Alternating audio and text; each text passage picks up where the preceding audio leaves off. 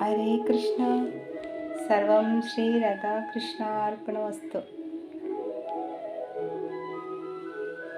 സാക്ഷാൽ ഉണ്ണിക്കണ്ണൻ ഗുരുവായൂരപ്പൻ നമ്മുടെ കൂടെ തന്നെ ഉണ്ടല്ലേ.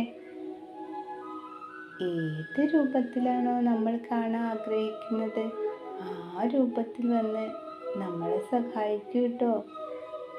അതിന് ഉത്തമ ഉദാഹരണമായ ഒരു കഥ കേട്ടാലോ? കഥയല്ല കേട്ടോ, നടന്ന സംഭവമാണ്.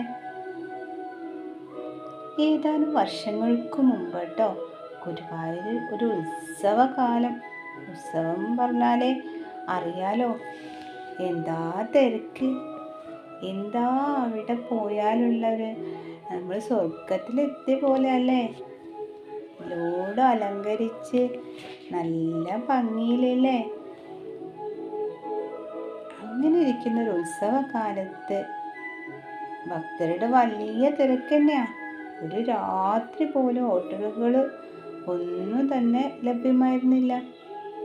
ഇതൊന്നും അറിയാതെ ആന്ധ്രാപ്രദേശിൽ നിന്നും ഉള്ള ഒരു യുവതി തൻ്റെ ചെറിയ കുട്ടിയുമായി ഗുരുവായൂർക്ക് ആദ്യമായി ഇറങ്ങി. ഗുരുവായൂരപ്പൻ്റെ വലിയ ഭക്തയായിരുന്ന അവർക്ക് ഗുരുവായൂർ ഭഗവാനെ അല്ലാതെ മറ്റാരെയും അറിയില്ലായിരുന്നു. അവൾ ആന്ധ്രാപ്രദേശിൽ നിന്ന് ട്രെയിനുകളും ബസ്സുകളൊക്കെ മാറി മാറി കയറി ഒത്തിരി വേദനയോടും സഹനത്തോടും കൂടി ഗുരുവായൂർ എത്തി.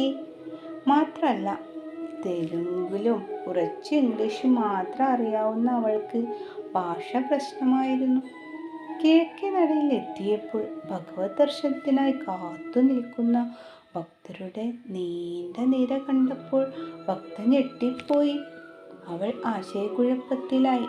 മണിക്കൂറുകളോളം ക്യൂവിൽ നിന്ന് ഭഗവാനെ ദർശിച്ച് മടങ്ങണോ, അതോ ദർശനം നടത്താതെ പെട്ടെന്ന് മടങ്ങണോ? ഭഗവാനെ ദർശിക്കാനും കണ്ണൻ്റെ പാദങ്ങൾക്കരികിൽ ഒരു നിമിഷം നിൽക്കാനും അവൾ തീരുമാനിച്ചു.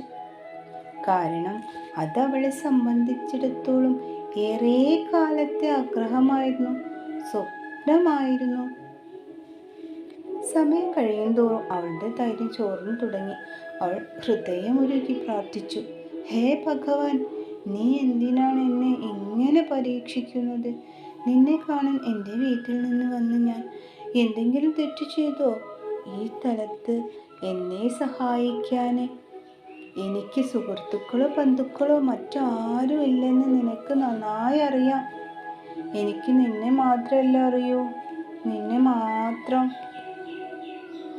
ഇനിയും ഇങ്ങനെ കാത്തു നിൽക്കുകയാണെങ്കിൽ ഇരുട്ടുന്നതിന് മുമ്പ് എനിക്ക് എൻ്റെ സങ്കേതത്തിലെത്താൻ പറ്റില്ലല്ലോ. അവൾ ഇങ്ങനെ ഓരോന്ന് ചിന്തിച്ചിരുന്നു. ഏതാനും മിനിറ്റുകൾ കഴിഞ്ഞ് ഗുരുവായൂർ ദേവസ്വത്തിലെ ഒരു സെക്യൂരിറ്റി ഗാർഡ് ക്യൂവിലേക്ക് വന്നു. ആ സ്ത്രീയോട് പറഞ്ഞു, നിങ്ങളെന്താ ഇപ്പോഴും ഇവിടെ നിൽക്കുന്നത്? നിങ്ങൾ ഉടനെ ക്ഷേത്രത്തിലേക്ക് കൊണ്ടുപോകാൻ എൻ്റെ മാനേജർ എന്നോട് ആവശ്യപ്പെട്ടു. ആ സ്ത്രീ അല്പം ഭയപ്പെട്ടു. ഗുരുവായൂരിൽ തന്നെ വ്യക്തിപരമായോ ആസൂത്രണം ചെയ്യാതെയുള്ള ഈ ക്ഷേത്ര സന്ദർശനത്തെക്കുറിച്ചോ അറിയുന്ന ആരുമില്ലെന്ന് അവൾക്ക് ഉറപ്പായിരുന്നു. അവർ ആരായിരിക്കും തന്നെ വിളിക്കുന്നതെന്ന് ആലോചിച്ചു. ഇവിടെ ആരും തന്നെ അറിയുന്ന ആൾ ഇല്ലെന്ന് അവൾക്ക് ഉറപ്പായിരുന്നു. അവൾ മറുപടി പറഞ്ഞു, ക്ഷമിക്കണം, ഞാൻ കരുതുന്നു നിങ്ങൾക്ക് അവൾ തെറ്റിയതാവും. എൻ്റെ ഭഗവാനെ അല്ലാതെ ആരെയും എനിക്ക് ഈ പരിസരത്ത് അറിയില്ല. ഈ കുട്ടിയുമായി അപ്പോൾ സെക്യൂരിറ്റി പറയാണ്, ഈ കുട്ടിയുമായി നിങ്ങളെ കണ്ട എൻ്റെ മാനേജർ നിങ്ങളെ നേരിട്ട് ക്ഷേത്രപ്രവേശന കവാടത്തിനരികെ എത്തിക്കാൻ എന്നോട് നിർദ്ദേശിച്ചു. നിങ്ങൾ എന്നെ അനുസരിക്കുന്നതായിരിക്കും നന്നാവുക, അല്ലെങ്കിൽ അത് ബുദ്ധിമുട്ടായിരിക്കും. കാരണം എൻ്റെ മാനേജറെ അനുസരിക്കാത്തതിന് ഞാൻ ചോദ്യം ചെയ്യപ്പെടും. അതുകൊണ്ട് എൻ്റെ കൂടെ വരൂ. മഴയോടെയും ചെറിയ ഭയത്തോടെയും ആ സ്ത്രീയും കുട്ടിയും സെക്യൂരിറ്റി ഗാർഡിനെ അനുഗമിച്ചു.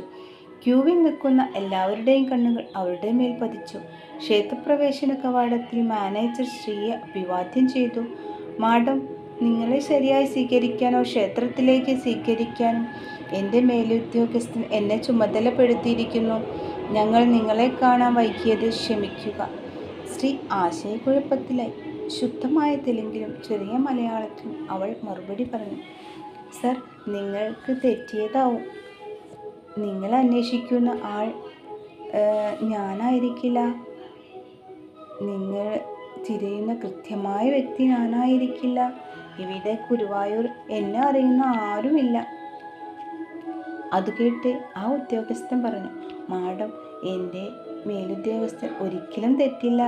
നിങ്ങൾ എന്നെ വിശ്വസിക്കൂ. എങ്കിൽ അദ്ദേഹത്തിൻ്റെ ഓർമ്മശക്തിയെ പരീക്ഷിക്കാൻ കഴിയില്ല. ഈ ക്ഷേത്രം സന്ദർശിക്കുന്ന ഓരോ വ്യക്തിയെയും, ഓരോ ഭക്തരെയും അദ്ദേഹത്തിന് നല്ല ഓർമ്മയാണ്. ശരി, നേരം വൈകുന്നതിന് മുമ്പ് ദയവായി എന്നോടൊപ്പം ശ്രീകോവിലേക്ക് വരൂ.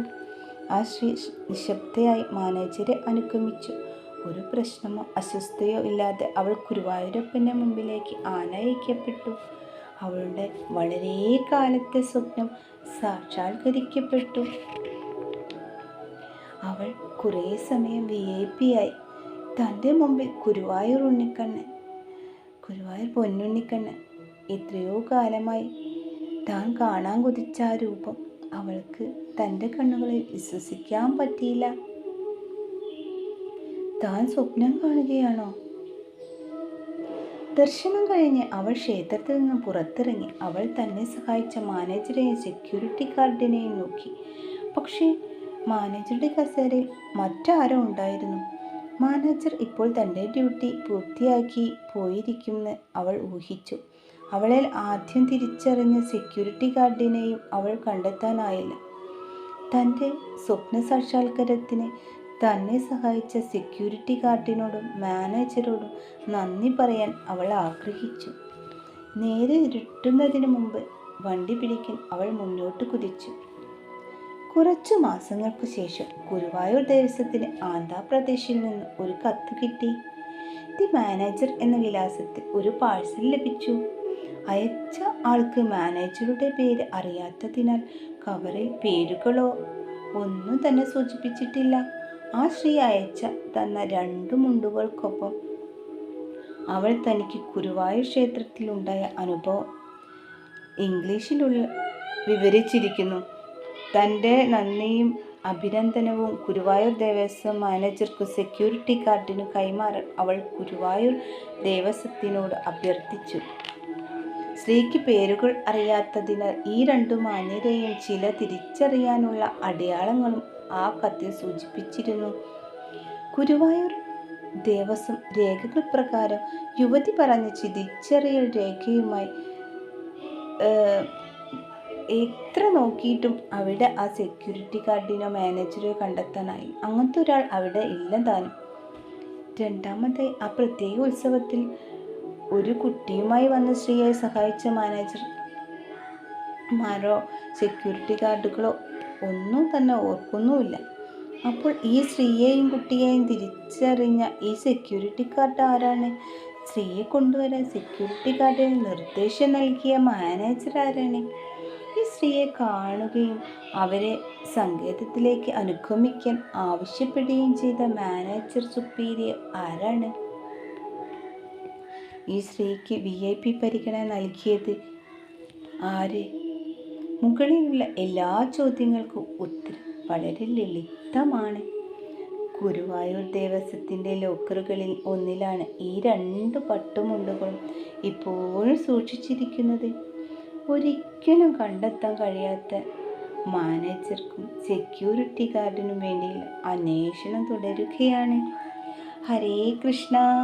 സർവം ശ്രീ രാധാകൃഷ്ണാർപ്പണമസ്തു.